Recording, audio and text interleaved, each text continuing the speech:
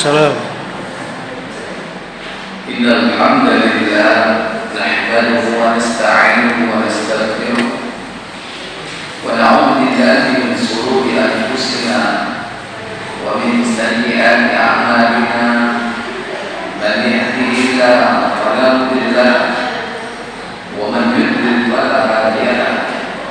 Wa asyhadu an la ilaha illallah wahdahu la syarika lahu wa asyhadu anna Muhammadan 'abduhu wa rasuluh. Allahumma shalli wa sallim wa barik 'ala Muhammadin sallallahu alaihi wa ala alihi wa ashabihi wa man tabi'ahum bi ihsan ila yaumiddin. Amma ba'd.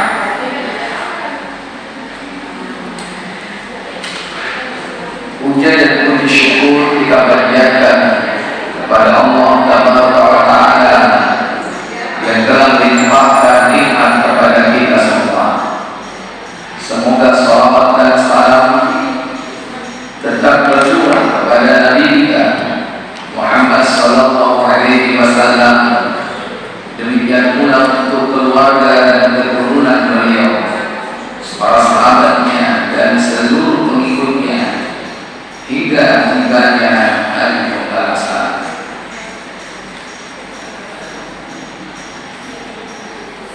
Para ibu, bapak, saudara-saudari yang dirahmati Allah Tabaraka wa Ta'ala, hari ini kita akan lanjutkan pembahasan kitab Riyadhus Shalihin sampai hadis keberapa? Hadis yang ke-36.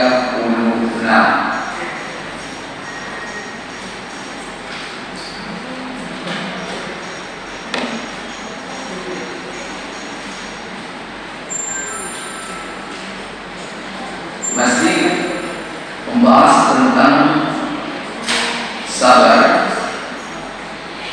Kita lanjutkan hadis berikut, hadis yang ke-36, berkaitan dengan kesabaran seorang nabi yang disakiti oleh umatnya, yaitu disakiti secara fisik. Tentu bukan hanya fisik, jauh sebelum itu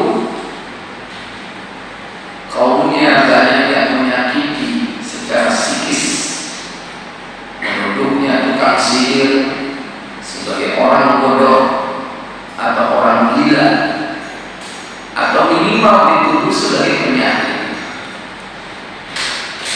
Itu gangguan secara psikis, teror, intimidasi. Nah, puncak dari gangguan itu adalah gangguan fisik, mulai dari penganiayaan sampai pada puncaknya yaitu percobaan pembunuhan. Dan itu sudah menjadi sunatullah. Setiap orang yang datang membawa risalah kebenaran berhadapan dengan kaumnya yang sudah menyimpang dari kebenaran atau telah tenggelam dalam kesesatan, maka pasti siapapun di kalangan doa, baik para nabi maupun para rasul, mereka pasti akan menghadapi tantangan dakwah, termasuk dari kita Muhammad sallallahu alaihi wasallam. Sehingga dalam hadis yang akan kita pelajari,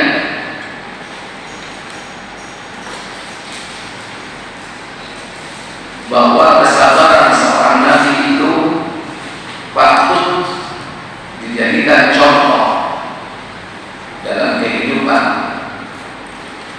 yakni para du'a, orang-orang yang meneruskan misi dakwah untuk mengajak kepada kebenaran.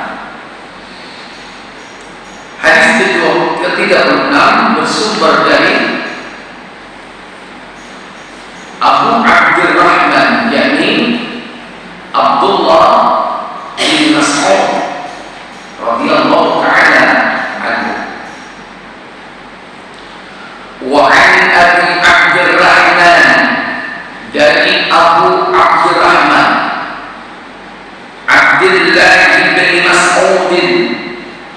Abdullah bin Mas'ud radhiyallahu ta'ala anhu qala, semoga Allah meridhoinya, ia berkata, ka'anna anzuru ila Rasulillah sallallahu alaihi wasallam, seakan-akan aku melihat kepada Rasul sallallahu alaihi wasallam, yakni nabiyan, menceritakan seorang nabi, minal anbiya, dari para nabi yang telah Allah bangkitkan. Salawatullahi wassalamu alaihi, semoga Allah memberikan salam dan salam atas mereka. Dorobuhu qawmu, di mana kaumnya melemparinya, kaumnya melemparinya.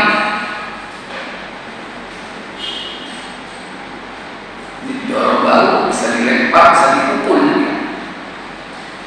Dorong baru melemparinya, memukulinya. Fa'admuhu, hingga nabi itu menumpahkan darah atau berdarah. Wa huwa yamsahud dam, dan nabi itu mengusap darahnya an wajhi, dari wajahnya. Yaqul, kemudian nabi itu mengatakan kalimat, Allahumma ighfir li qaumi, wahai Allah, ampunilah kaumku, fa innahum la ya'lamun, karena sesungguhnya mereka tidak mengetahui.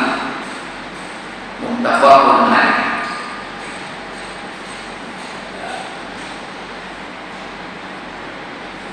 Bapak Ibu saudara sekalian,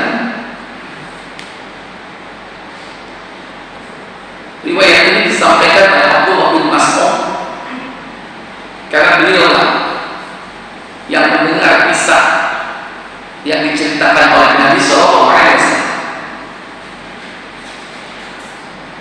Padahal yang diceritakan oleh Nabi itu beliau alami sendiri.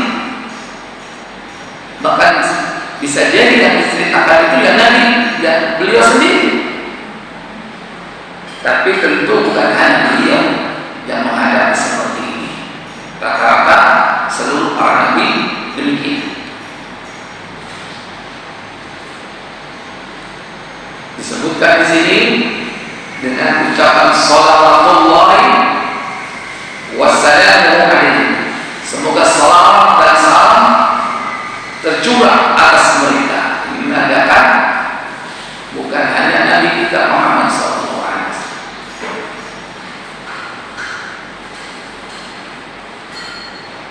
Nabi SAW mengalami perilaku seperti ini ketika beliau berdakwah di kota Taif. Ketika beliau SAW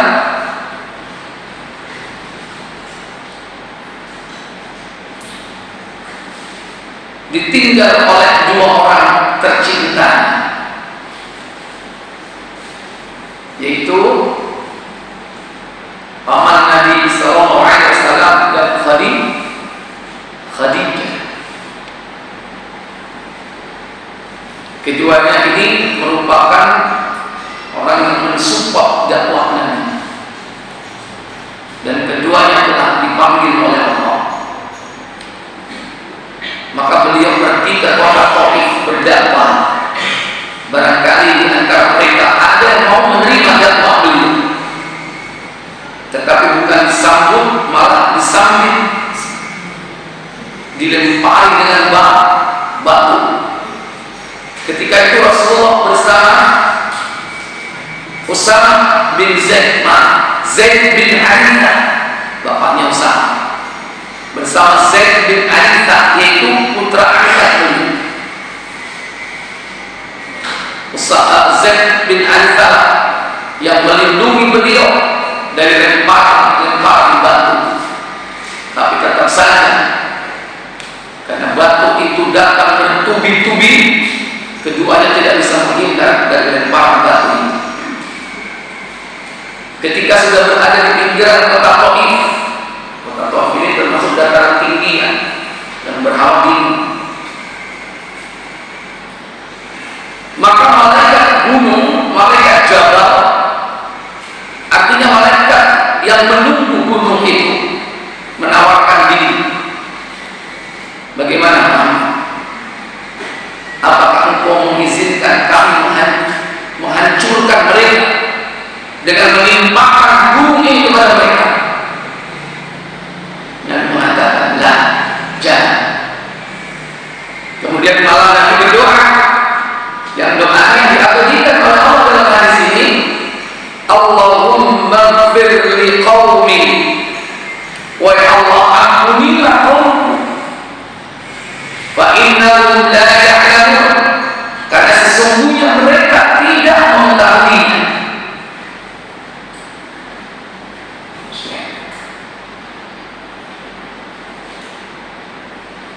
Inilah manusia yang tidak punya rasa dendam dalam hatinya, yang mau membersihkan hatinya sebagai orang yang akan membawa umat manusia ketika itu yang sudah menyimpang jauh dari Allah dan para rasul. Maka Allah hadirkan seorang nabi di antara nabi-nabi yang diutus oleh Allah, dan beliau adalah khatimul anbiya wal mursalin, penutup para nabi, di mana beliau berada di puncak akhlak yang tertinggi. Karena akhlak beliau ini tidak bisa ditandingi oleh siapapun di kalangan manusia. Wa innaka la'ala khuluqin, dan sesungguhnya engkau berada di atas budi pekerti yang luhur. Salah satunya akhlak beliau adalah apa? Yakni pemaaf. Pemaaf. Nah, pemaaf ini adalah wujud dari sifat sabar beliau.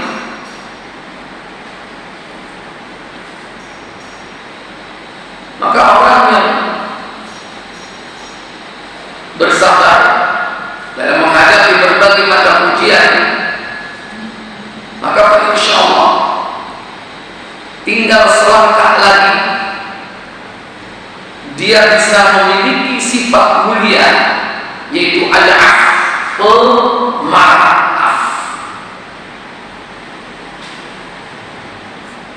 Maka dikaitkan antara sabar itu dengan pemaaf. Sebagaimana Nabi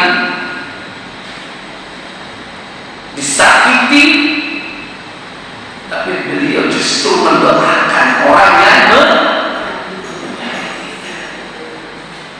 gimana kalau kita yang disakiti oleh orang, terus orangnya kita dengar sakit. Halo, sampean ngomong apa? Begitu kerungu wong loro. Halo. Ya Allah, inna lillahi wa inna ilaihi raji'un. Sadar nopo, Bu? Apa? Wapok ya. Rasakno. Halo. Buah kapok. Tidak cepat. Terus ya, begitu. Maka hadis ini mengajarkan kepada kita banyak hal agar kita ini memiliki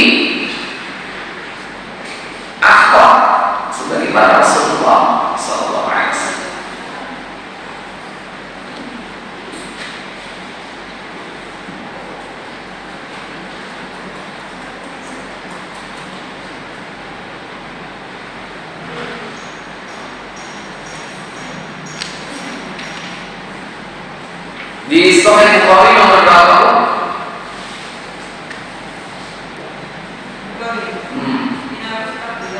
Berapa Bu? 514 satu garis.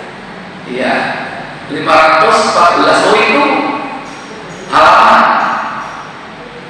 Nah, nggak ada yang itu. Muslim. Kalau Muslim 1793. Oh 92 ya.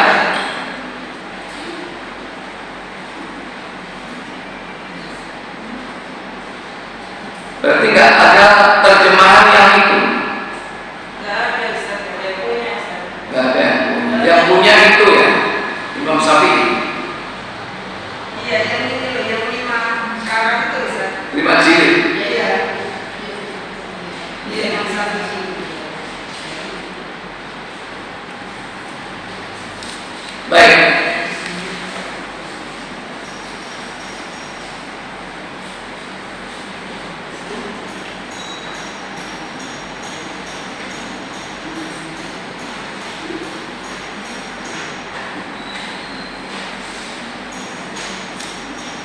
Faedah yang bisa kita ambil dari hadis ini,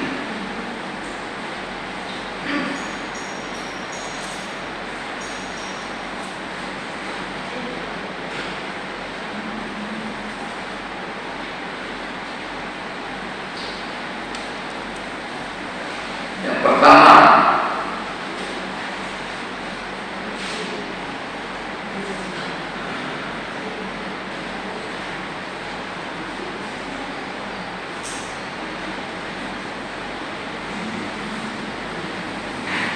para nabi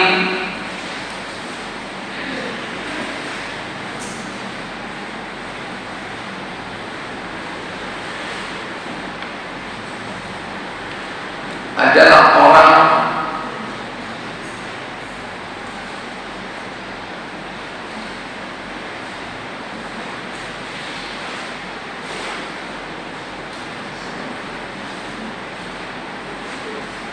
paling berat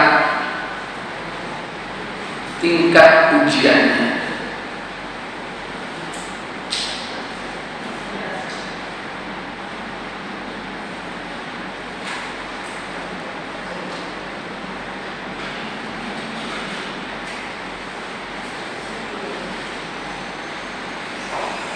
Yang kedua,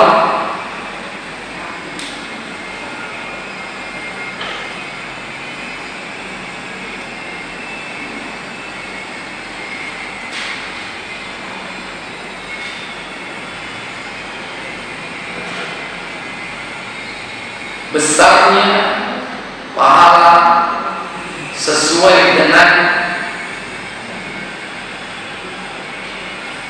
tingkat besarnya ujian.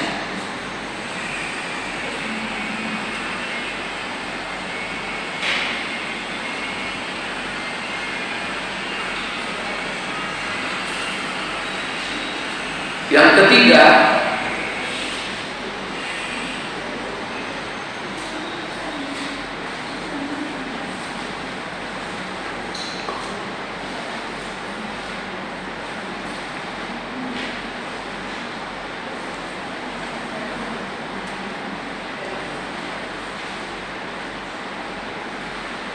seseorang akan mendapatkan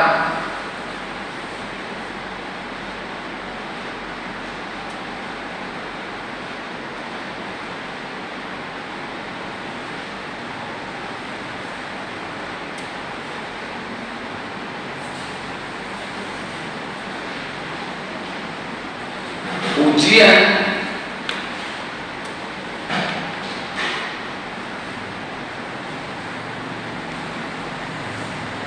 yang dialami oleh para nabi,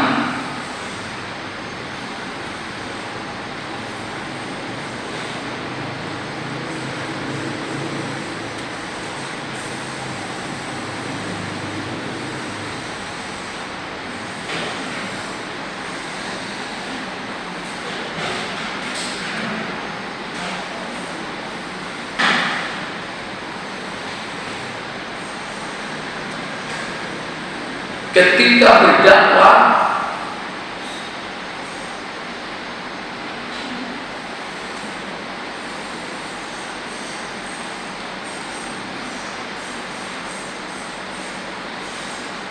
seperti yang dilakukan oleh para nabi.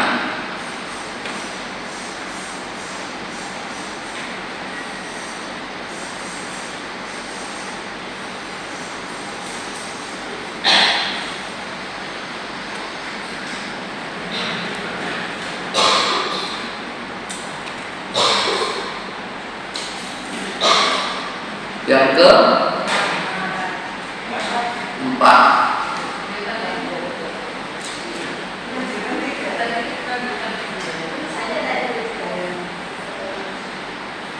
coba nomor satu. Terus besarnya pahala sesuai dengan tingkat besarnya ujian. terus Seseorang akan mendapatkan ujian yang dialami oleh para nabi. Oh, ketika berdakwah itu lanjutannya. iya, Oh, iya. lagi Seseorang akan mendapatkan ujian yang dialami oleh para nabi ketika berdakwah seperti yang dilakukan oleh para nabi. nomor 4.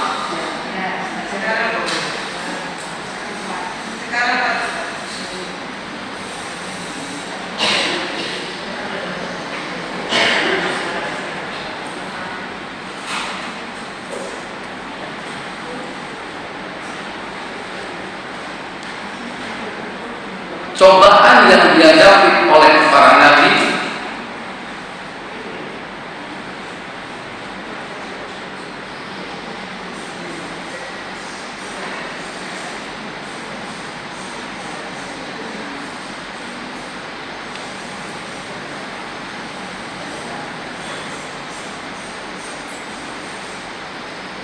berupa gangguan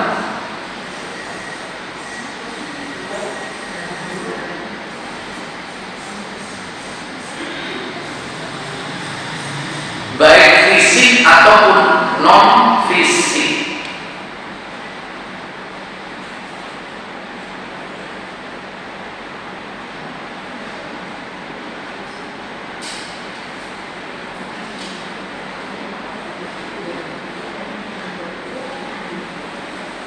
Nomor 5,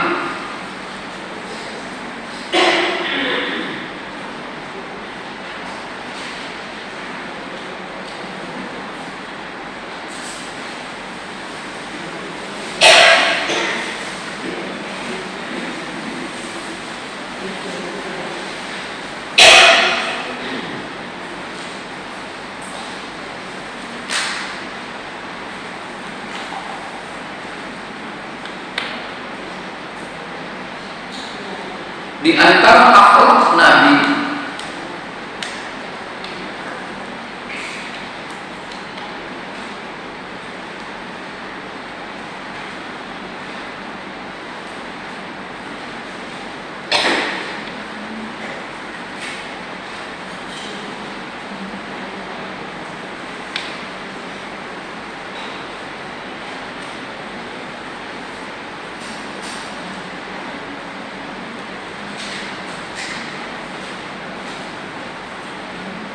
tidak membalas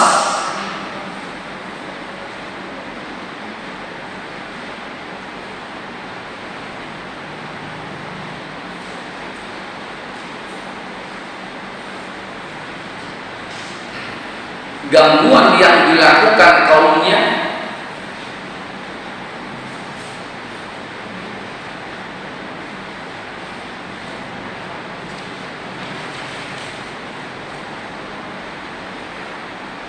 melainkan dengan kebaikan.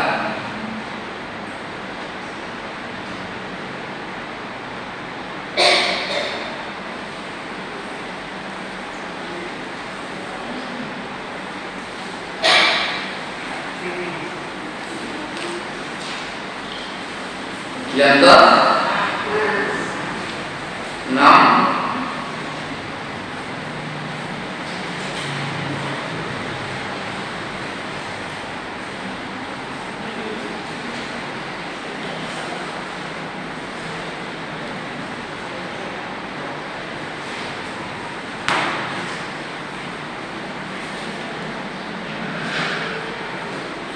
kesabaran para nabi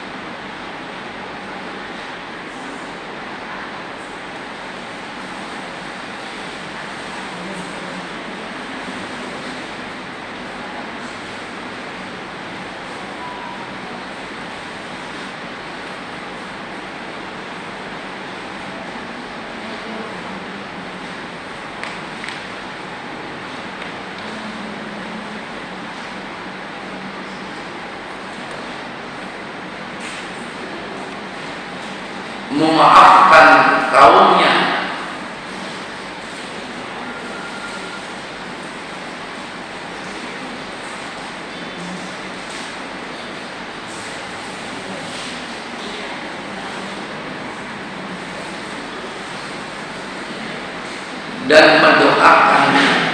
Dan mendoakan mereka, mendoakan kebaikan bagi mereka, mendoakan kebaikan bagi mereka.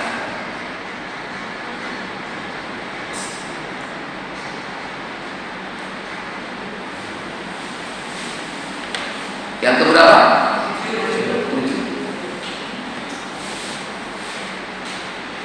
Memberikan uzur bagi orang yang tidak mengetahui. Memberikan uzur kepada orang yang tidak mengetahui atau bodoh, tidak mengetahui atau bodoh.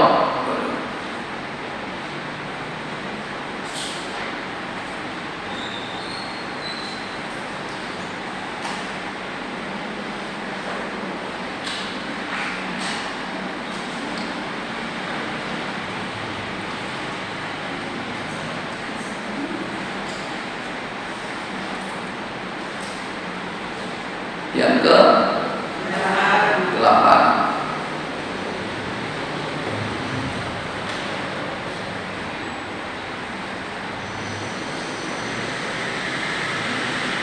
keberhasilan dakwah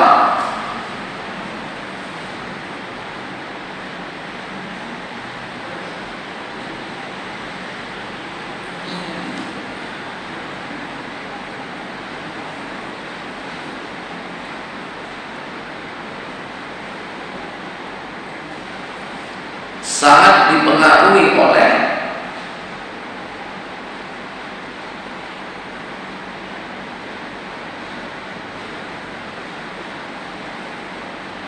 tingkat kesabaran para dai atau doa atau para dai.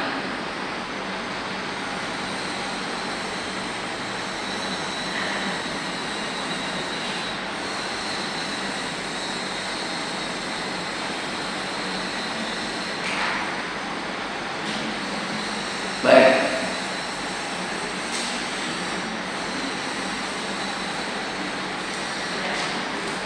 Mengenai yang pertama, Para nabi adalah orang paling berat tingkat pujiannya.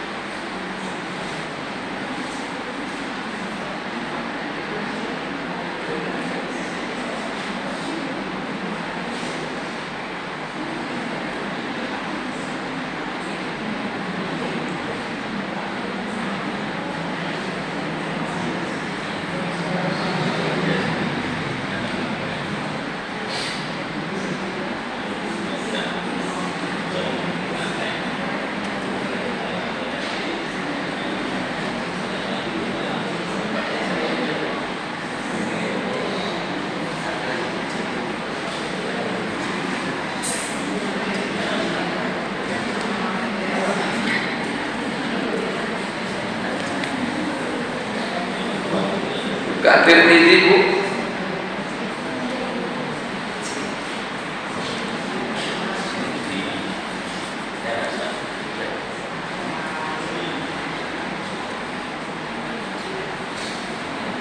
(2398).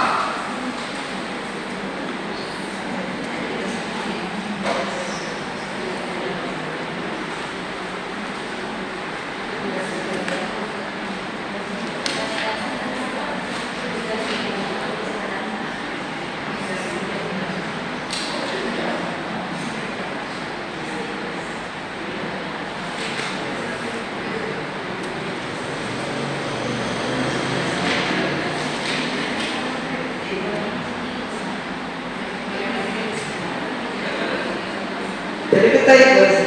Iya.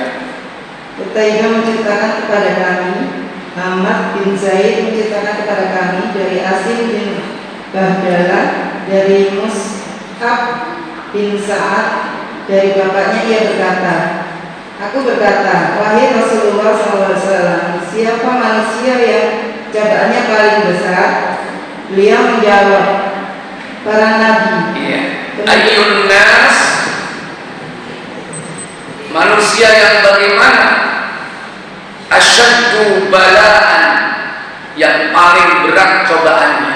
Kalau Nabi bersabda, al-anbiya, para nabi. Summa, lanjut, kemudian orang yang setara dan yang setara dengan mereka. Kemudian orang yang setara, al-amsal fal-amsal, yang setara dengannya, yang setara. Kemudian seseorang itu diuji sesuai dengan tingkat keagamaannya, keimanannya. Jika agamanya, keimanannya kuat, maka cobaan pun makin berat. Iya. Ar-rajulu ala hasabi dini, seorang itu akan diuji sesuai dengan tingkat agama. Fa in kana dinuhu sulban, jika agamanya kuat, keimanannya kuat, ishtadda bala'u, maka ujiannya semakin berat. Sebaliknya, jika agamanya, keimanannya tipis, maka ia akan diuji berdasarkan tingkat agamanya, keimanannya itu.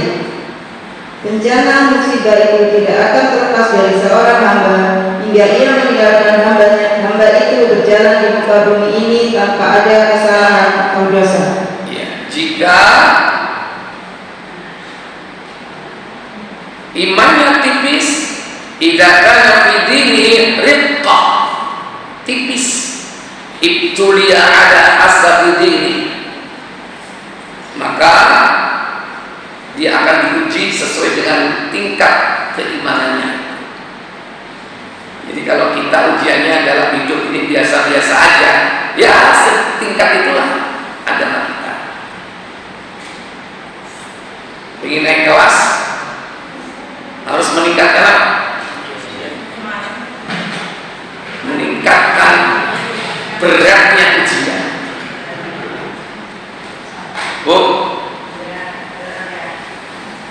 apa kira-kira yang berat buat seorang wanita? Ujian apa? Sampai kok jawab pun.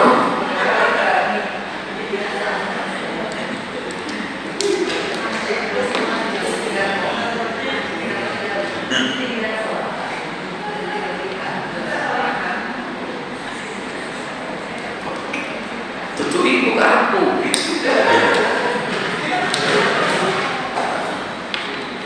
Tapi itu terberat memang.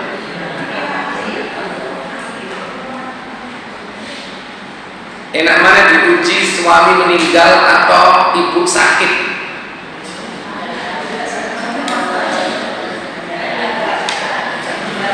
Kabeh gak kepingin kabeh. Ya. Jadi kalau kita diuji berat, kemungkinan besar itulah tingkat ujian kita seperti itu.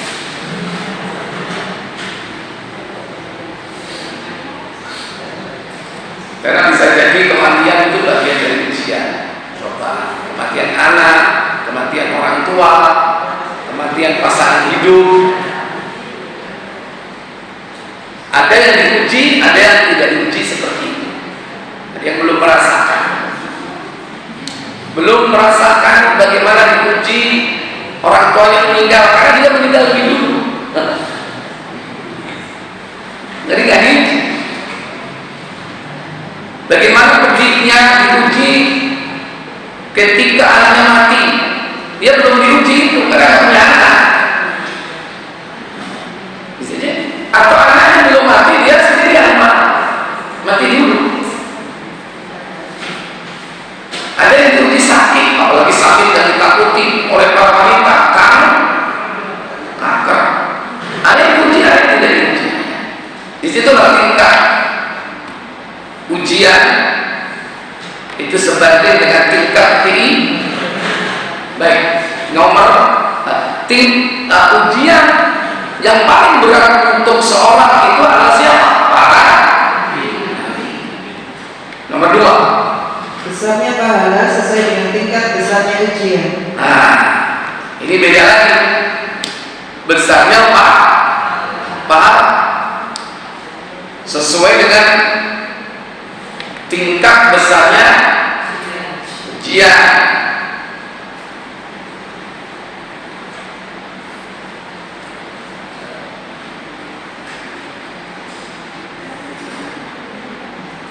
Tirmidzi 2396. Ini kaitannya dengan pahala.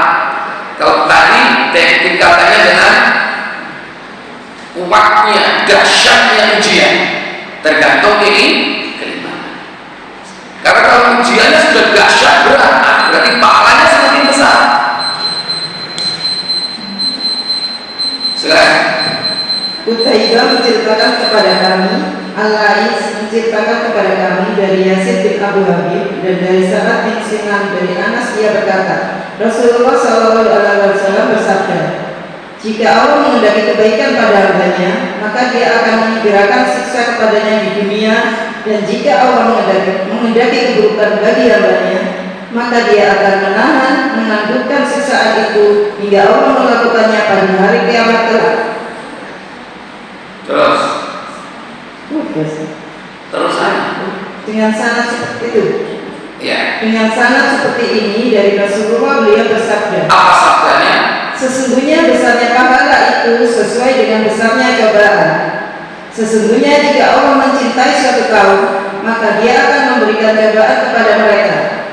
Siapa yang ridho terhadap cobaan itu, maka baginya keridhaan darinya. Siapa yang murka terhadap cobaan itu, maka baginya kemurkaan darinya. Ya. Inna al-ajra bihasbi bala'ahu, bihasbi bala'i. Sesungguhnya besarnya pahala sesuai dengan besarnya cobaan. Sesungguhnya jika Allah mencintai suatu kaum, maka dia akan mengendaki cobaan kepada mereka di dunia ini. Kemudian ketika dia diberi cobaan, siapa yang ridho, maka Allah akan ridho. Tapi siapa yang murka dengan ujian itu, Allah pun murka. Makanya kita harus ridho terhadap ketetapan Allah Taala, yang baik ataupun yang buruk. Baik, berikut yang ketiga. Seseorang akan mendapatkan ujian yang dialami oleh para nabi ketika berdakwah seperti yang dilakukan oleh para nabi. Ya. Siapapun yang mengambil peran yang dilakukan oleh para nabi, berdakwah kepada umat, mengembalikan kepada tauhid, menjauhkan dari syirik, berdakwah untuk menghidupkan yakni sunnah Rasulullah agar ittiba kepada beliau, menjauhi perbuatan bid'ah, maka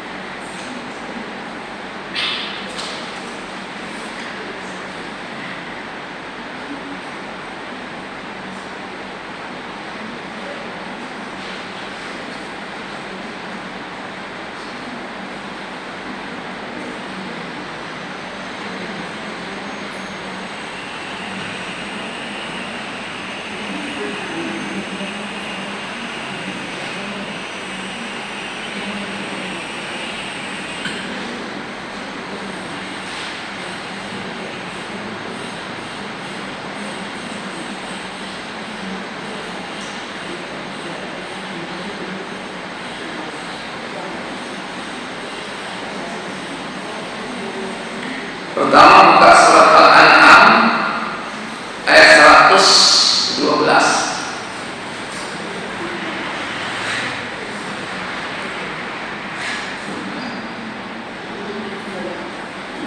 Wa kadzalika ja'alna likulli nabiyyin 'aduwwan syayatin al-ins 'aduwwan syayatin al-ins wal jinni yuhi ba'duhum ila ba'd zukhrufal qawli ghurura walau syaa rabbuka ma fa'alu fadharhum wa ma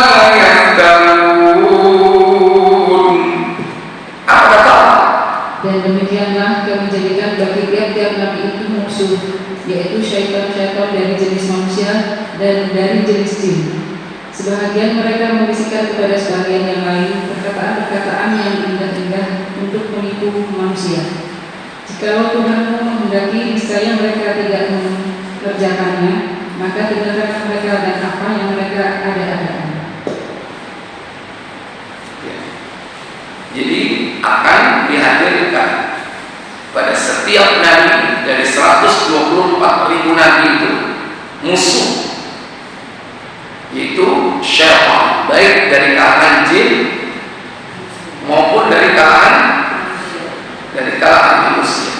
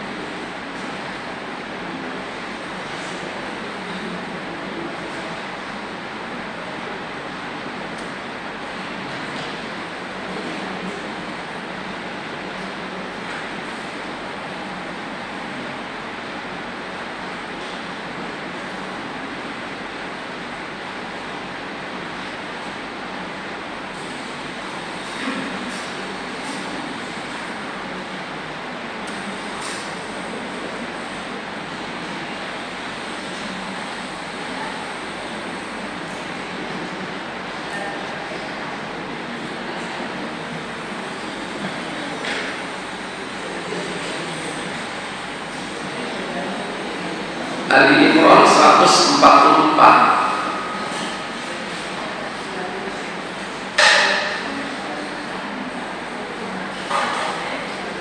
وما محمد إلا رسول قد خلت من قبله الرسل أفإن مات أو قتل انقلبتم على أعقابكم ومن ينقلب على عقبيه فلن يضر الله شيئا وسيجزي الله الشاكرين. Muhammad itu tidak lain hanyalah seorang rasul. Sungguh telah berlalu sebelumnya beberapa orang rasul. Apakah jika dia wafat atau dibunuh maka kamu berbalik ke belakang murtad? Barang siapa yang berbalik ke belakang maka ia tidak dapat mendatangkan mudarat kepada Allah sedikitpun, dan Allah akan memberi balasan kepada orang-orang yang bersyukur. Ya. Jadi sebelum Nabi sudah banyak Nabi yang telah diutus. Apakah kalau Nabi itu mati kemudian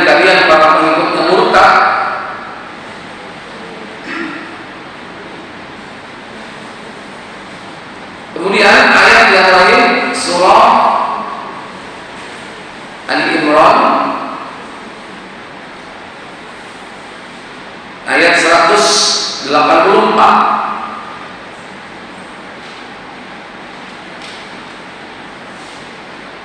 فَإِنْ كَذَّبُوكَ فَقَدْ كُذِّبَ رُسُلٌ مِّن قَبْلِكَ جَاءُوا بِالْبَيِّنَاتِ وَالزُّبُرِ وَالْكِتَابِ الْمُنِيرِ. Jika mereka mendustakan kamu, maka sesungguhnya rasul-rasul sebelum kamu pun telah mendustakan pula. Mereka membawa mukjizat-mukjizat yang nyata, Zabur dan kitab yang memberi penjelasan yang sempurna. Fa'in kadzabuka, jika kalian didustakan, faqad kudziba rusulun min qabli, maka sesungguhnya rasul-rasul sebelum kalian itu pun telah didustakan oleh mereka. Baik, nomor berapa sekarang? Cobaan yang dihadapi oleh para nabi berupa gangguan baik fisik atau non fisik. Ya, gangguan fisik dan non fisik. Sekarang yang non fisik.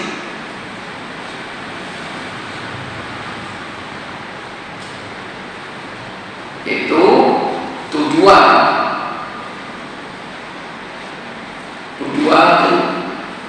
bahwa Nabi itu orang gila.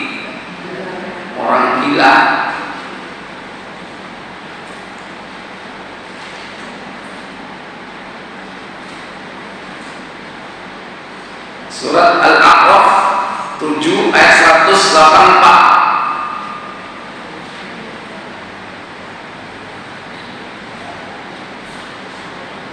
Awalam yanafakkaru ma bi sahibihim min jinnah in huwa illa nadhirun mubin. Apakah mereka lalai dan tidak melakukan dan tidak memikirkan bahwa teman mereka Muhammad tidak berpenyakit gila? Dia Muhammad itu tidak lain hanyalah seorang pemberi peringatan bagi pemberi penjelasan. Ma bi sahibihim min jinnah. Teman Muhammad itu sekali-kali tidak berpenyakit gila. Nabi pernah dituduh sebagai orang gila.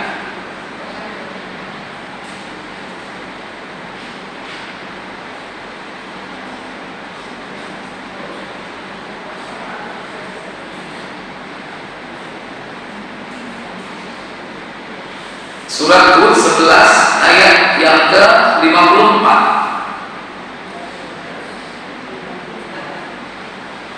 In naqulu illa i'taraka ba'dul alihatina bisu'in qala inni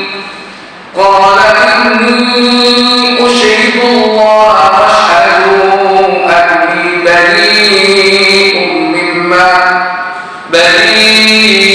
mimma tusyrikun. Kami tidak menyatakan melainkan bahwa sebagian sebarang kami telah menimpakan penyakit gila atas dirinya. Ya, jadi ini Nabi Hud dituduh telah melakukan dan dituduh telah gila. Gara-gara apa? Katanya Hud menjawab, sebentar.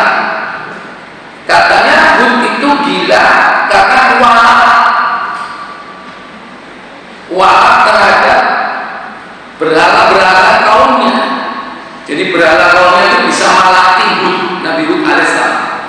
Berkata Hud menjawab, sesungguhnya aku jadikan Allah sebagai saksiku dan disaksikan olehmu sekalian bahwa sesungguhnya aku berlepas diri dari apa yang kamu persekutukan.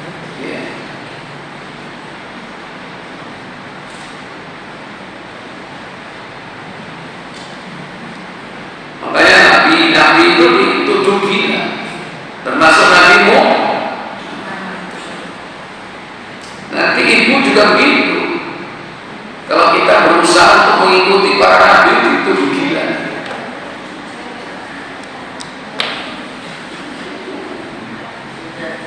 Buka Al-Hijr 15 ayat 6. Wa qalu ya ayyuhalladzi nuzzila 'alaihi dzikru innaka lamajnun.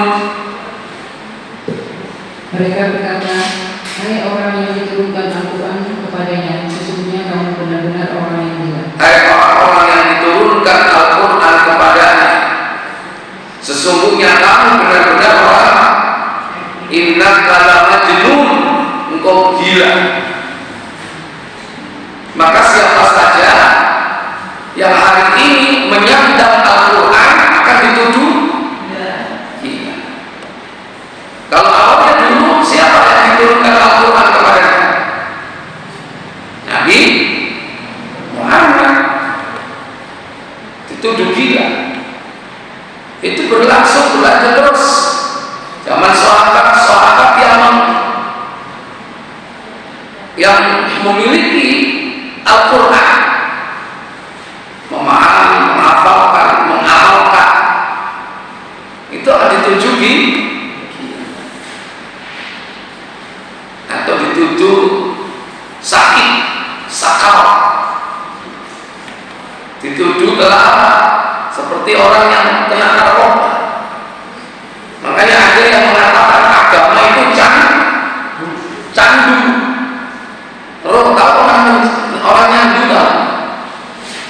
Ya orang pakai narkotika, dia bisa fly, sakau, sakit. Dipikir itu adalah bentuk kegilaan. Makanya agama itu digambarkan seperti candu yang membuat orang tergantung atau ketagihan. Bukan ada gila. Siapa yang mengatakan seperti itu? Ya orang kafir, nggak ada lagi. Terutama orang-orang ateis, komunis, jelas.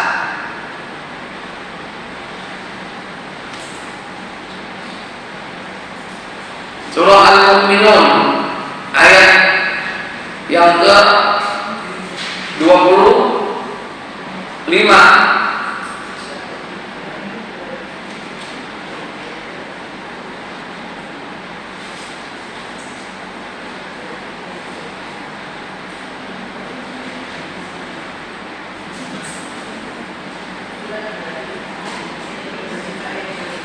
Ayat 25. In wa illa rajulun bihi jinnatun fatarabbasu bihi hatta hin. Ia tidak lain hanyalah seorang laki-laki yang berpenyakit gila. Maka tunggulah sabarlah terhadapnya sampai suatu waktu. Ia tidak lain hanya seorang laki-laki yang berpenyakit gila. Tuduhan orang kafir kepada siapa? Halo? Perhatikan ayat berikutnya. Qala rabbi ansurni bima kadzabun. Nuh berdoa, ya Tuhanku, tolonglah aku karena mereka mendustakan aku. Iya. Siapa yang dituduh gila? Mulai dari Nuh itu gila sampai Nabi Muhammad. Ya. Gila itu buat perahu kok di atas bukit, di atas gunung. Sama seperti orang sekarang.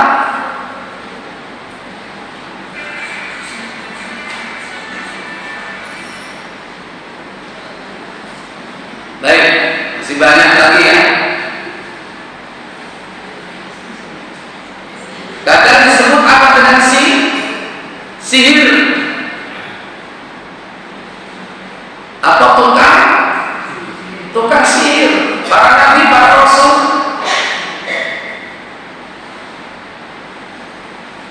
Mereka menuduh apa yang dibawa oleh nabi, para rasul itu adalah sihir.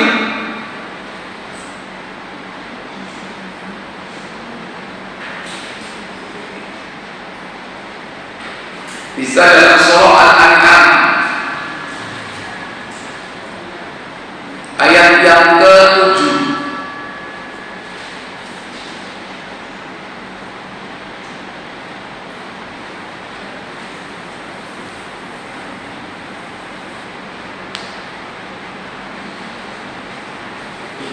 Waqad kadzabu bil haqqi lamma ja'ahum. Mulai dari ayat 5. Fasawfa ya'tihim arba'u ma kanu bi yastahzi'un. Silakan. Sesungguhnya mereka telah mendustakan yang hak Al-Quran tatkala sampai kepada mereka. Maka kelak akan sampai kepada mereka kenyataan dari berita-berita yang selalu mereka perolok-olokkan. Ayat ke-7, walau nazzalna 'alaika kitaban fi qirtasin falamasu bi aydihim laqala alladziina kafaru in hadza illa sihrun mubin. Dan kalau kami turunkan kepada tulisan di atas kertas, lalu mereka dapat memegangnya dengan tangan mereka sendiri, tentulah orang-orang yang kafir itu berkata, ini tidak lain hanyalah sihir yang nyata. Ya. Jadi ini termasuk apa? Gangguan secara fisik atau non fisik? Fisik. Bentuk apa ini? Celaan, cercaan, bulian, teror psikologis. Sekarang gangguan fisik. Semua anak itu ganggu secara fisik. Sampai zaman Nabi Soleh, bukan untanya yang dibunuh. Nabi Soleh pun juga mau dibunuh, tapi Allah selamatkan. Sehingga ketika anak dari unta betina itu mati, mereka bunuh. Unta betina, anak dari unta betina itu melenguh mencari induknya, melenguh 3 kali. Setelah itu menghilang dari muka bumi. Kemudian 3 hari setelah itu mereka berubah wajahnya. Mulai dari jadi apa? Kuning, wajahnya jadi kuning. Setelah dari kuning jadi merah. Setelah yang ketiga jadi hitam. Akhirnya mereka dihancurkan oleh Allah dengan suara yang menggelegar sehingga mereka mati seketika. Itu karena menuduh siapa? Nabi Soleh. Nabi Soleh tidak dibunuh itu setelah dituduh macam-macam. Termasuk nabi-nabi yang lain, terutama yang suka membunuh para nabi itu siapa? Bani Israel itu gangguan fisik.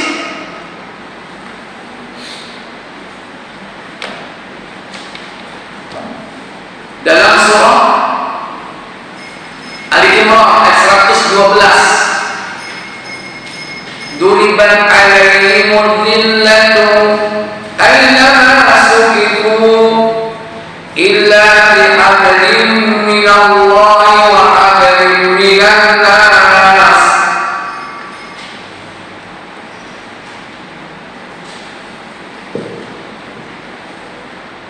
Sudah Ustaz. Wa duribat alaihimul maskan wa ba'u bi ghadabin minallah dzalika bi annahum yakfuruna bi ayatillah wa yaqtuluna al-anbiya'a bighairi haqq dzalika bima asaw wa kanu yahtadun. Mereka diliputi kehinaan di mana saja mereka berada, kecuali jika mereka berpegang kepada tali agama Allah dan tali perjanjian dengan manusia. Dan mereka kembali mendapat kemurkaan dari Allah dan mereka diliputi kerendahan. Yang demikian itu karena mereka kafir kepada ayat-ayat Allah, Kafir kepada ayat-ayat Allah dan membunuh para nabi tanpa alasan yang benar. Nabi. Coba Sahih Muslim KBC 2060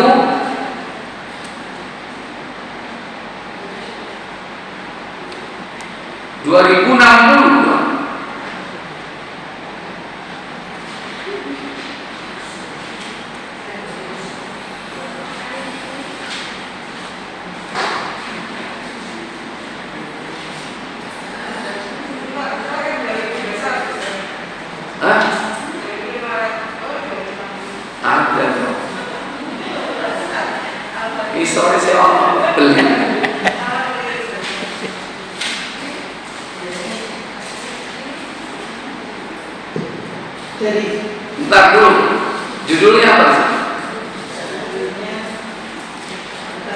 Cari di situ diracun atau disihir? Memateri orang sakit. Hah? Memateri orang sakit. Iya. Iya. Di sekitar situ cari yang diracun atau disihir.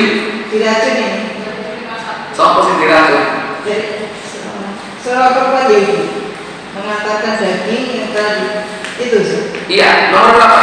2051. 2051, silakan. Seorang. Dari Anas radhiyallahu anhu katanya, seseorang perempuan Yahudi mengatakan daging yang telah dibubuhinya racun kepada Nabi Sallallahu Alaihi Wasallam. Lalu beliau makan sebagian, kemudian perempuan itu dibawa orang ke hadapan Rasulullah Sallallahu Alaihi Wasallam. Lalu beliau menanya kepadanya tentang racun itu. Jawabnya, aku sengaja hendak membunuh Anda. Sabda Nabi Sallallahu Alaihi Wasallam, tidak mungkin Allah Subhanahu Wa Taala akan memberi wewenang kepadamu untuk berbuat demikian. Kemudian Ali bertanya, bolehkah kami bunuh perempuan itu? Jawab beliau, jangan. Kata Anas selanjutnya, kami melihat bekas racun itu jelas kelihatan di leher Rasulullah Sallallahu Alaihi Wasallam. Ya, Nabi mau diapain bu? Diracun. Ya mau dibunuh dengan cara diracun. Ada lagi di situ disihir. Nomor berapa ya? Disihir 2005 berapa gitu? Sampai 6 berapa? Sampai 64. Jadi di situ diracun, kemudian ada lagi disihir. 20 berapa?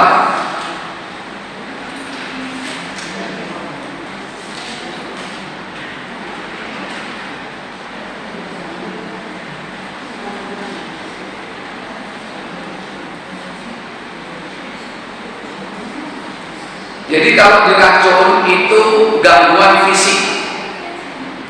Kalau gangguan berupa disihir itu mengganggu secara spiritual, secara rohania. Diganggu Nabi, sehingga Nabi itu seperti melakukan sesuatu padahal beliau tidak melakukan, seakan-akan beliau melakukan. Itu kan dalam sebuah ibadah itu akan mengganggu. Kalau ibadah itu tanpa sadar, ibadah yang dilakukan tanpa sadar itu dinilai oleh Allah atau tidak? Tidak dinilai. Itu berarti merusak secara spiritual. Nggak akan bernilai ibadah. Nah ternyata gangguan kesadaran itu dilakukan oleh orang Yahudi dengan cara menyihir beliau. Namanya Labib Al-Aqsam dari Bani Zulaik. Ada bu? 2050. Oh ya, 2050. Silakan.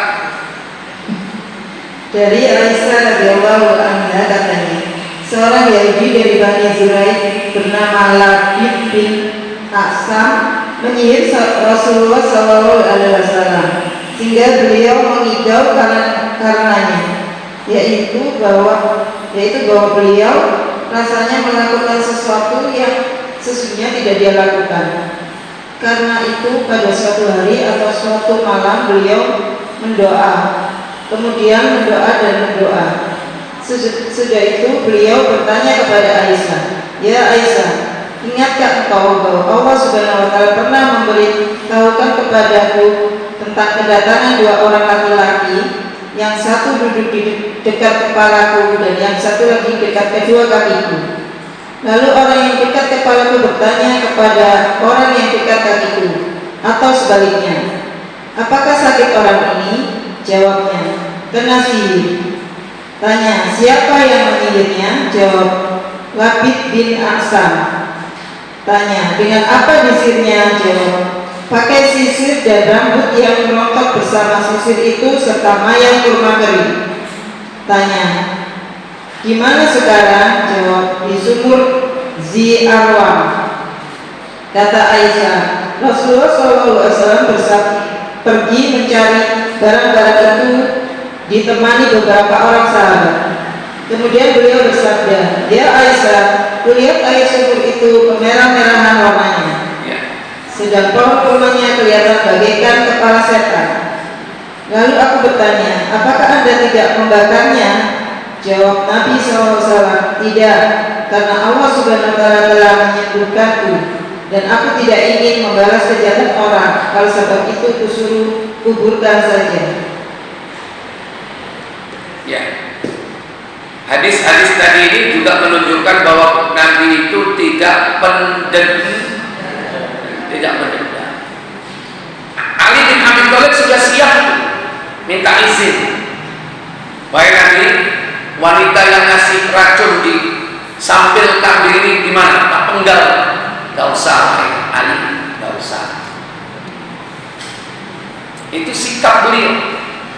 Cerminan dari kesabaran Nabi SAW berwujud apa bentuknya, yaitu pemaaf, tidak mendendam. Kemudian kasus Nabi bilang di sihir.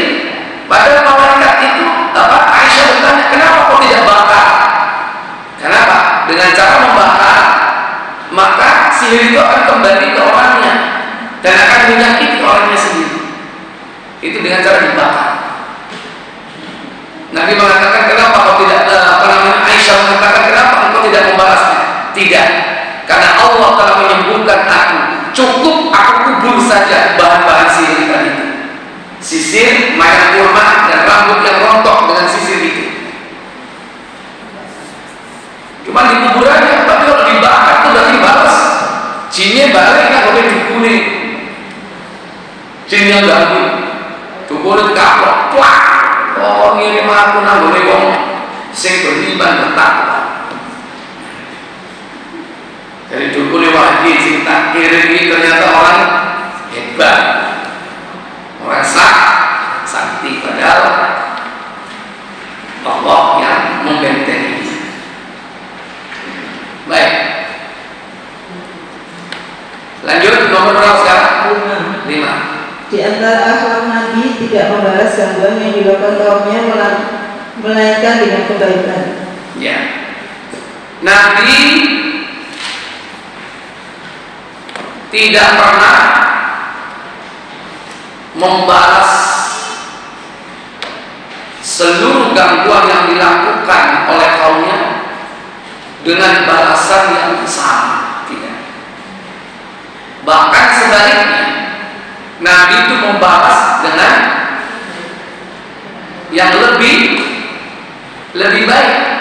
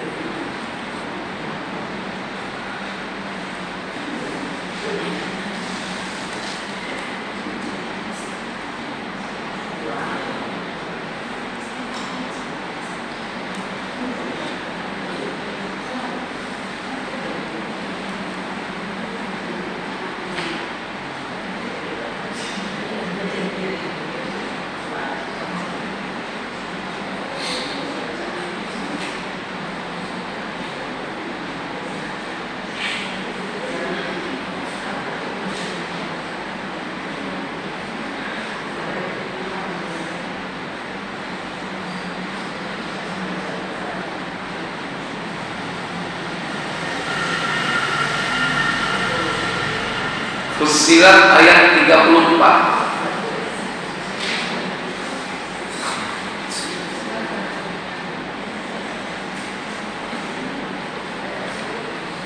ولا تستوي الحسنة ولا السيئة ادفع بالتي هي أحسن فإذا الذي بينك وبينه عداوة كأنه ولي حميم.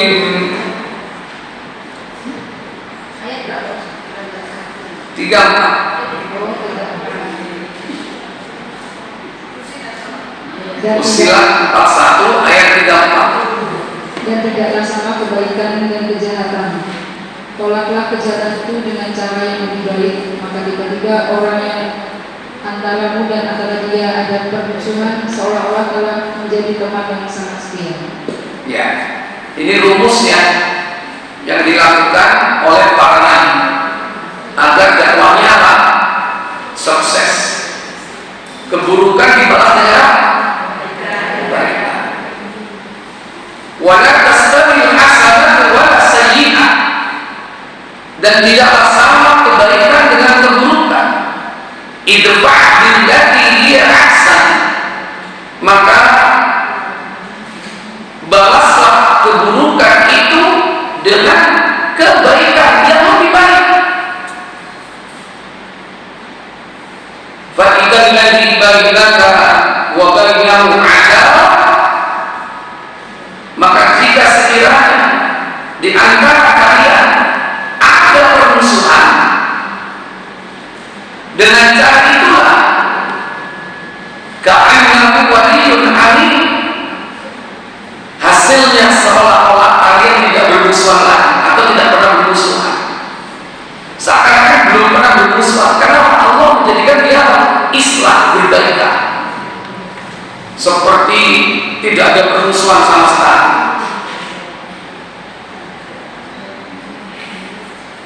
Seolah-olah telah menjadi teman yang sangat setia.